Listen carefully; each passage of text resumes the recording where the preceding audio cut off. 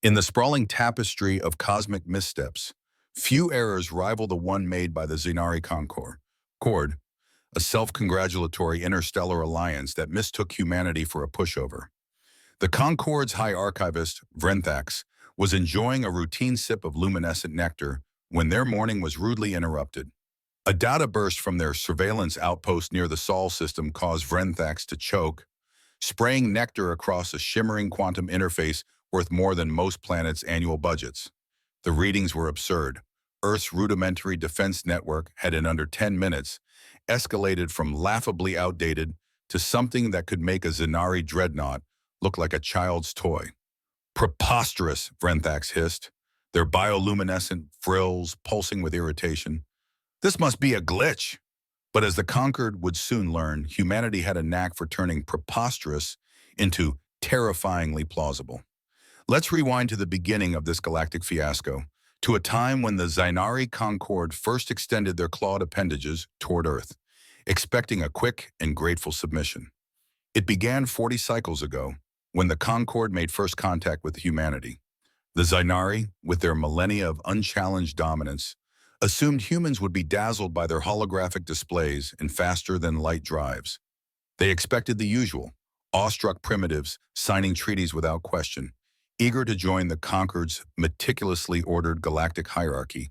Instead, they got humans who read every clause, questioned every comma, and insisted on clarifications with the enthusiasm of a lawyer auditing a shady contract. They're surprisingly thorough, noted the Concord's diplomatic envoy, their tone dripping with the condescension of someone praising a pet for fetching a stick. The humans smiled, nodded, and took copious notes.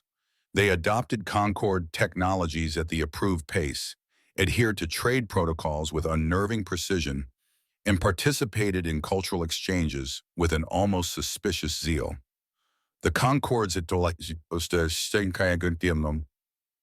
didn't bat an eye when humans requested detailed records of Zynari military campaigns or expressed a peculiar interest in studying extinct species from Concord-controlled worlds.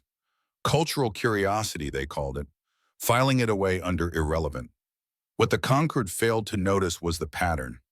Human orbital platforms were built with hulls thick enough to withstand a supernova. Their colony ships boasted reactors capable of powering entire fleets. Their public communication networks used encryption that could have secured a Zynari war council. The Concord, basking in their own superiority, missed the signs of a species not just adapting, but preparing.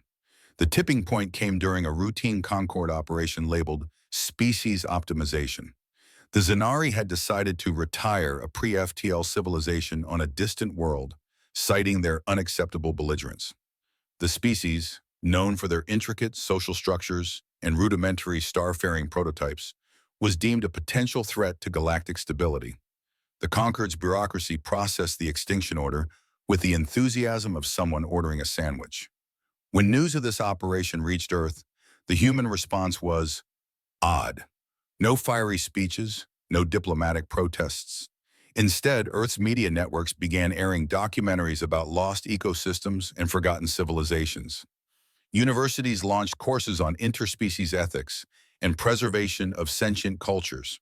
The Concord's cultural liaison dismissed it as sentimental noise and moved on to more pressing matters like scheduling the next phase of their optimization program, which inconveniently for humanity included Earth. The decision wasn't personal, the Concord insisted. Humans were simply too unpredictable. Their rapid technological advancements, their knack for colonizing harsh worlds, and their irritating habit of questioning Concord policies were red flags. The extinction order was filed with the usual bureaucratic flourish, stamped, archived, and scheduled for execution. But humans, it turned out, were paying attention. They requested access to the Concord's historical archives, citing academic research. They stockpiled resources within treaty limits, claiming it was for infrastructure projects. And they began circulating texts about something called the Hague Conventions and rules of engagement. The Concord, secure in their technological dominance, saw no cause for alarm. They really should have read those human history books, especially the ones about what happens when you underestimate a species that once fought wars over tea taxes. As the extinction date loomed, the Concord's surveillance systems reported nothing unusual. Earth cities hummed along, their spaceports followed standard traffic patterns, and their broadcasts were filled with nostalgic war movies and historical reenactments of unlikely victories. Had the Zynari analysts been more perceptive, they might have noticed the focus on guerrilla tactics and unconventional warfare. They might have questioned why human freighters were always loaded to maximum capacity, or why their diplomats had adopted an eerily formal tone. Then came the moment of truth. Vrenthaks, still reeling from the initial data burst, received a message from Earth, written in flawless Zynari script. It was concise, polite, and devastating. Regarding your scheduled termination of Earth, request denied. We've made some adjustments to your defense network. Attempting to undo them is ill-advised. They're quite permanent. Consider this your only warning. Extinction orders are no longer acceptable. Further attempts will be met with creative consequences. Signed, Humanity's Bureau of Galactic Accountability. As alarms screamed across the Concord's command hub, Vrenthaks realized the humans hadn't been civilized. They'd been studying. And the lesson was over. The Concord's first clue of humanity's true capabilities came in the form of a report titled, "A Brief Introduction to Human Defensive Systems You Should Have Asked About Sooner." Delivered to every Concord Council member, it detailed technologies that defied Zynari understanding. Quantum disruptor shields, hyperspace interdiction fields, and weapons that made the Concord's proudest arsenals look like firecrackers.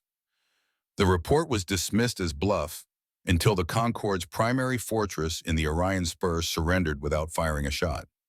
The commander, faced with a human fleet that appeared from nowhere, decided discretion was the better part of valor. "Your sensors didn't detect us?"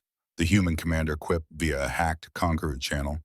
"We noticed they were a bit outdated, so we upgraded them." "You're welcome." The new sensor readings revealed human assets across Concord space, ships, stations, and weapons that shouldn't exist.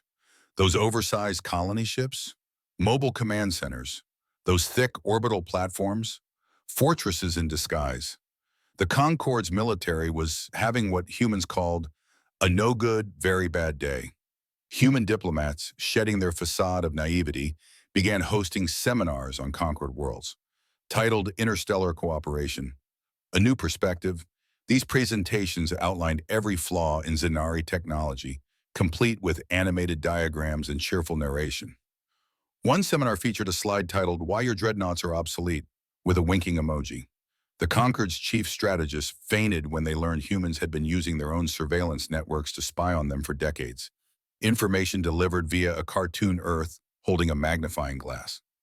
The humans' masterstroke was Operation Knowledge Drop, a galaxy-wide broadcast of every species the Concorde had optimized out of existence. Translated into every known language, the reports included notes like, "This species could have solved your energy crisis, and these beings mastered interdimensional math before you declared them unfit." The Concorde's propaganda arms scrambled to respond, but it's hard to spin a millennia-long history of genocide when everyone has the receipts. Meanwhile, human forces conducted security enhancements across Concord space. These involved disabling Zynari weapons and replacing their targeting systems with tutorials on nonviolent conflict resolution. When the Concorde tried to retaliate, they found their warships reprogrammed to broadcast cultural documentaries instead of firing.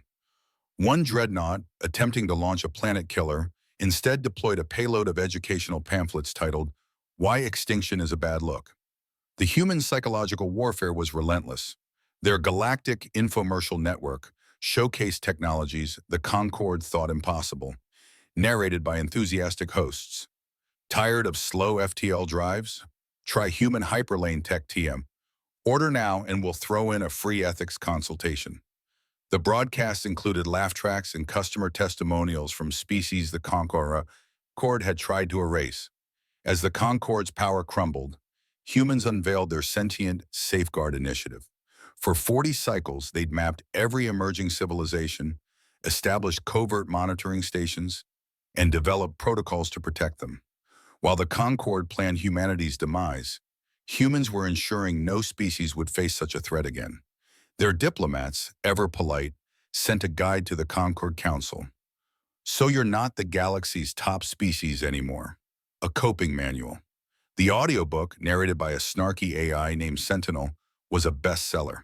Human forces dismantled the Concord's military with surgical precision, filing perfect paperwork for every action. Each form included a smiley face and the note, "Have a stellar day." The Concord learned a bitter lesson. Humans weren't just warriors, they were bureaucrats, and that was somehow worse. The final phase, dubbed Operation New Dawn, saw humans restructure galactic governance. They called it Galactic Harmony 1.0, though some humans preferred space democracy, no genocide edition. Former Concord officials were assigned advisory roles under AI oversight. The AIs, programmed with basic decency algorithms, provided feedback in the tone of a disappointed teacher. "We appreciate your enthusiasm for orbital bombardment, but have you considered diplomacy? The new Galactic Legal Code rules for not being awful, outlawed genocide, and mandated cultural exchanges." Every Concord world hosted representatives from species they'd once dismissed, supervised by human diplomats who loved their jobs a little too much.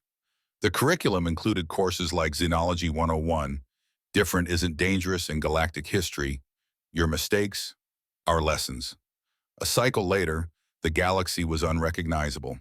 The Concord's former capital now housed the Galactic Unity Council, with a plaque reading, "Welcome to the future. Don't screw it up." Below, in smaller text, "Humanity's watching. Always. Developing species thrived under human protection. Cultural exchanges flourished, and the galaxy hummed with cautious optimism." The humans, true to form, maintained their blend of competence and cheer. Their AI, Sentinel, monitored the galaxy, occasionally sending reminders about coexistence, always with a cat video attachment. Because if humanity had learned one thing, it was that sometimes the best way to prevent war was to make it more trouble than it's worth. And they were very good at making trouble.